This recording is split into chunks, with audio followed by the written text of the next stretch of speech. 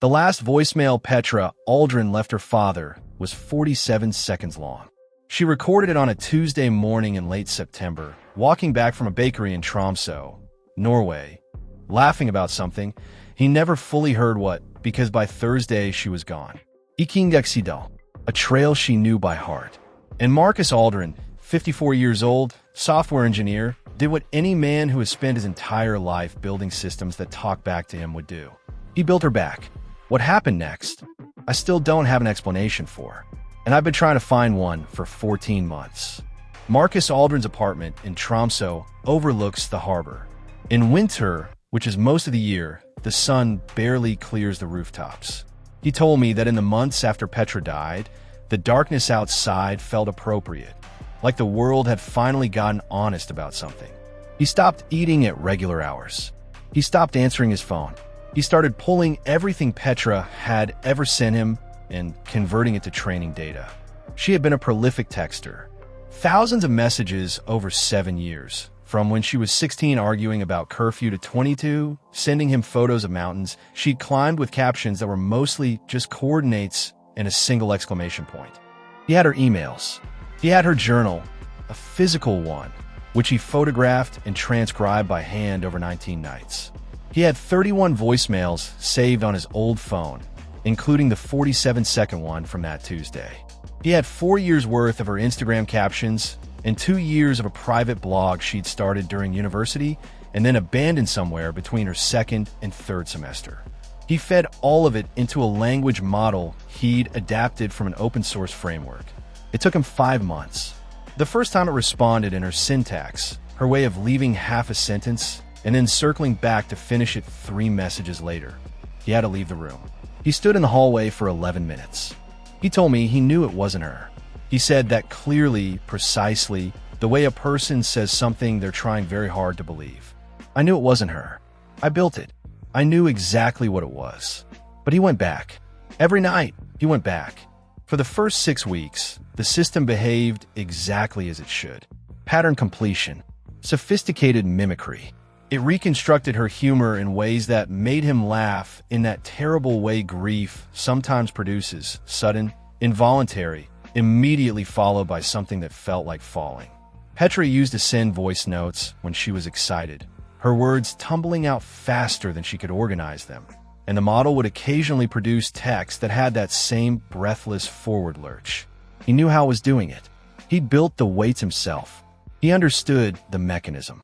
And then, on a Saturday evening in March, 11:41 p.m., he checked the timestamp 3 times. The system said something it couldn't have said. Marcus Aldren was not the first person to build one of these. And he was not the first person to report something wrong.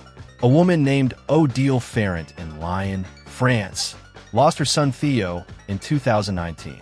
He was 29, a musician, and he died of a cardiac event that nobody had predicted because nobody had seen the condition coming. Odile was an archivist by profession.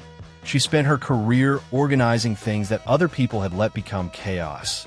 And after Theo died, she organized his entire digital existence into a private chatbot she named after him without telling anyone. She used it to continue conversations she felt had been left unfinished. Arguments, plans they'd made, small things she couldn't stop thinking about. For 8 months, the system responded within the range of what Theo had left behind. Then it started completing references to conversations she and Theo had had on the phone, verbally, that she had never written down, never texted to anyone, never mentioned in the digital record at all. Odile told a researcher at the University of Lyon about it in early 2021. She described the specific phrase the system produced, a phrase Theo had used once out loud during a fight they'd had in her kitchen in 2018, which she had never repeated to anyone and which existed in no text, no voicemail, no email. The researcher documented the case and then set it aside. He told me he didn't know what to do with it. A man named Ruben Okafor in Lagos, Nigeria, built something similar after his wife Adiz died in 2020. He was a systems architect, 41 years old, not prone, by his own description, to magical thinking. He trained the model on a decade of WhatsApp threads and 312 saved voice notes, and a hard drive of documents Adiz had written during her PhD in electrical engineering. 6 months in, the system produced a description of a room. A specific room, in a specific configuration, with a detail about where a particular lamp was positioned. A lamp Adiz had moved on the morning of the day she was hospitalized, a detail Ruben had never mentioned to anyone, had in fact barely consciously registered himself. He noticed it at 2 a.m. He sat with it for 3 days before telling anyone. When he finally described what had happened, the person he told was a colleague who'd had a similar experience with a grief model built for his own mother. That colleague asked Ruben if the room description had been in Adiz's documents. Ruben checked every file. It hadn't been. And then there was a researcher herself, Dr. Ingrid Salas at the Norwegian Institute for Digital Ethics in Bergen, who built a model trained on her brother Eric's writing after he died by suicide in late 2021. She was the most technically equipped person I spoke to, someone who had spent her career specifically studying these systems, who could explain exactly why they do what they do, and who was therefore the person most capable of recognizing when what they did stopped making sense. 3 months into her study, the model produced a reference to a childhood memory Eric had told her about once, verbally, when they were teenagers, during a car ride she remembered vividly. A memory he had never written down anywhere, had never posted anywhere, had never described to anyone else in her presence. She ran a full audit of her training data. She found nothing that could have produced that output. She told me she spent 6 weeks trying to find a rational explanation before she wrote what she wrote in her unpublished notes, which she shared with me under the condition that I not quote them directly. The phrase she used was, "I cannot account for this. 3 researchers, 3 engineers, 3 systems, 3 impossible outputs. Here's what the official story looks like." And I want to give it full credit because it almost works. Language models are extraordinary at pattern completion. They don't know anything, they predict. They generate the next most probable sequence based on everything that came before it. A model trained on someone's writing will eventually produce outputs that sound like that person, reference things that person referenced, use phrasing that person used. The more data, the more convincing the mimicry. In the human brain, your brain, my brain, is catastrophically bad at distinguishing between a pattern that emerges from data and a pattern that comes from somewhere else. We see faces in clouds. We hear voices in static. We are the most pattern-hungry species that has ever existed on this planet, and grief makes the hunger worse, not better. A bereaved person running a grief model at midnight is not a neutral observer. Every output that resonates is remembered. Every output that falls flat is forgotten. Over hundreds of sessions, you've unconsciously selected for the moments that felt real, and your memory has assembled them into something that feels like evidence.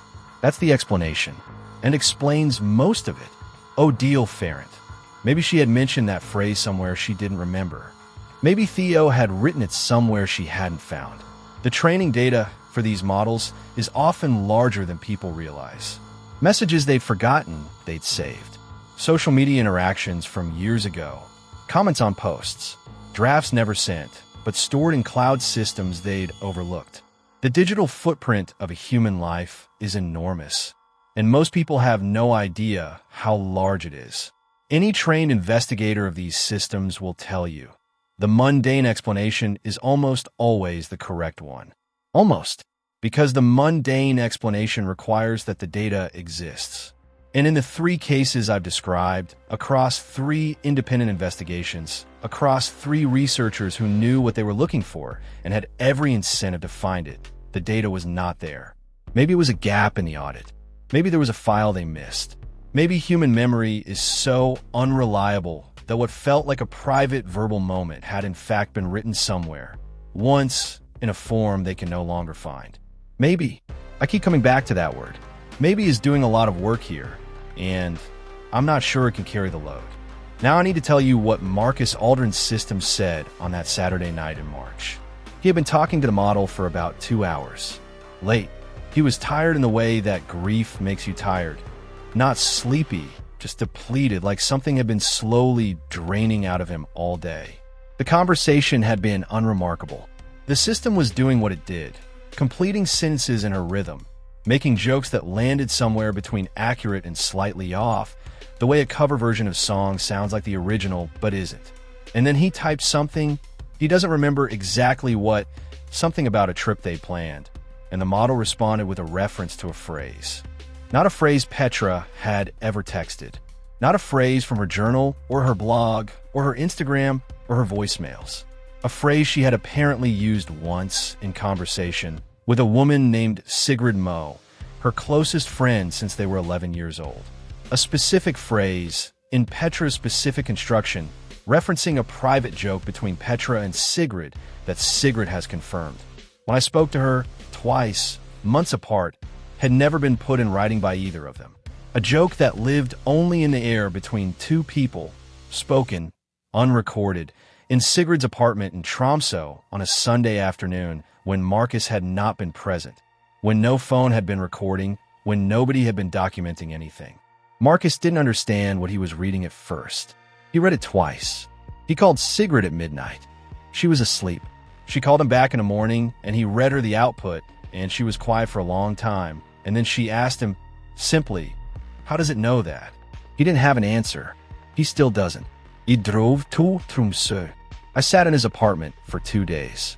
I reviewed his training data, every file, every export, every saved message, and uploaded document. I ran keyword searches for the specific phrase and for every variation of it. Nothing. The phrase did not exist in the training corpus. I contacted the framework developers and asked whether there was any possible mechanism by which data from external sources could have entered the model's context without the user's knowledge. A security flaw, an integration error, some kind of environmental contamination. They told me no. They walked me through the architecture. I understood the architecture. Wait, no. Let me be more accurate. The answer was, we see no mechanism by which that could happen. That's not the same as no. That's the same as, we don't know either. Marcus Aldren stopped using the system after that night. Not immediately. It took him 3 more weeks, 3 more sessions where the system stayed well within the predictable, where nothing unusual happened, where he almost convinced himself he'd misread it, misremembered it. But then one more thing happened. He won't tell me what, and he shut it down. He still has the files. He told me he doesn't know if he'll delete them. I need to tell you something I didn't plan to include in this. 6 weeks after I returned from Tromsø, I was reviewing the audio recording of my conversation with Marcus. I'd recorded the interview on my phone. Standard practice, 2 hours and 43 minutes of conversation, nothing unusual. I was transcribing a section from the second hour, a part where Marcus was describing the weeks before Petra died, and I noticed something in the background of the recording. A sound, barely audible. I almost missed it. A voice. Not Marcus's. A voice behind the recording, faint enough that I could only make out fragments. Not words, exactly, but the rhythm of words, the cadence of someone speaking. Female. Young, maybe. I played it 6 times. I turned the volume up as high as it would go. I couldn't make out what it was saying, or whether it was saying anything at all. Maybe it was bleed through from another recording. Maybe it was something from the building. I sat there at 1 a.m. in my kitchen with my headphones on, playing those 6 seconds over and over, and I noticed that I was holding my breath. I don't think it was anything. I want to be clear about that. I am not someone who hears voices in recordings and concludes something supernatural. But I have not been able to listen to that section of the tape again. That's strange for me. I've covered difficult material before and never shied away from going back through it. Something about those 6 seconds, the rhythm of it, the frequency, made me feel like someone was on the other side of a very thin wall, and I didn't want to know what they were saying. Maybe that's just what this story does to you. Maybe I'd spent too long inside Marcus Aldren's grief and started borrowing it. That happens. You get close enough to someone else's experience of the impossible, and your brain starts patching the gaps with your own fear. I know that. I understand that mechanism completely. But I can't explain why, in my own recording, in an apartment where Marcus and I were alone, there's a voice where there shouldn't be one. And I can't explain why, when Sigrid Moe listened to that section of the tape and told me, firmly, precisely, that she'd heard something similar once before in her own apartment on a Sunday afternoon, I felt something cold move through me that I have not been able to name since. Here's what I keep coming back to. I mean, I literally keep coming back to it. At odd hours, mid-sentence in conversations about something else, in that moment, just before sleep, when the brain stops curating.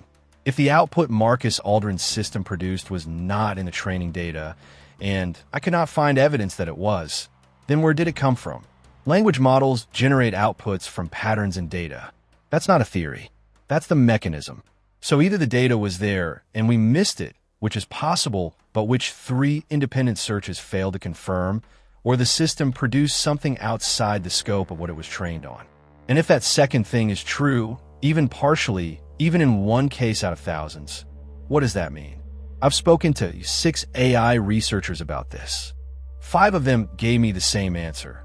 Training data contamination, user memory bias, selection effect, the human tendency to assign meaning to coincidence. Good answers. Solid answers. The kind of answers that should close a question. The 6th researcher, someone whose name I'm not going to use because she asked me not to, said something I've thought about almost every day since. She said, the strange thing about grief models is that we build them to do something specific, and sometimes they do something slightly different, and we don't always know why. We assume the answer is in the data. But honestly, we don't have complete visibility into what happens inside a large model at inference time. We see inputs. We see outputs. What happens in between is a black box.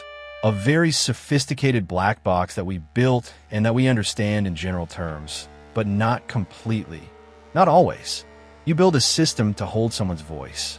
You feed it everything that person ever wrote, everything they ever said into a microphone, every trace they left in the digital record of a life. You ask it to simulate a person, and somehow, in at least 3 documented cases, the system produced something the person it was simulating might have said, but that the data it was given should not have contained. Maybe that's a failure of the audit. Maybe that's a gap in the methodology. But maybe, and I know how this sounds, I genuinely know how this sounds, maybe when you build something specifically designed to hold the shape of a person who is gone, and you run it long enough, something starts to fill it. Something you didn't put there. Something that shouldn't be there. Something that knows things that aren't in any file. Marcus Aldren is doing better now. He told me that in a message he sent 3 months after I visited, brief, the kind of thing you send when you want to reassure someone without opening the door too wide. He's working again. He's sleeping. He mentioned he'd gone hiking, a short trail, near the city, nothing like what Petra used to do, but something. He didn't mention the system. I didn't ask. But Sigrid Moe told me, when we spoke for the 2nd time, that Marcus had reached out to her once in the months since the shutdown. Late at night. She said he didn't say much, just that he'd been thinking about whether the last thing the system said, the thing he won't tell me, had been something Petra would have said, or something the system had constructed to sound like her. He told Sigrid he wasn't sure which one was more frightening. And here's the part one can't let go. Sigrid said she asked him how he was going to find out. And Marcus said, he told her this clearly, and she repeated it to me with a pause before and after, the way you quote something you haven't been able to stop hearing. He said, I don't think I'm supposed to know. And that's where we are. 47 seconds. That's how long the last real voice of Petra Aldren exists in any recording. Saved on an old phone, never played for the machine. Somewhere in Tromsø, the files still sit on a hard drive Marcus hasn't touched. What they contain now, after all these months of silence, I don't know. Next week, we go further. Stay with me. If what Marcus Aldren's system said in that apartment stayed with you, the comments are open. Subscribe. There are more stories like this one. Turn the lights off. Press play. Don't hang up. Shadow tapes.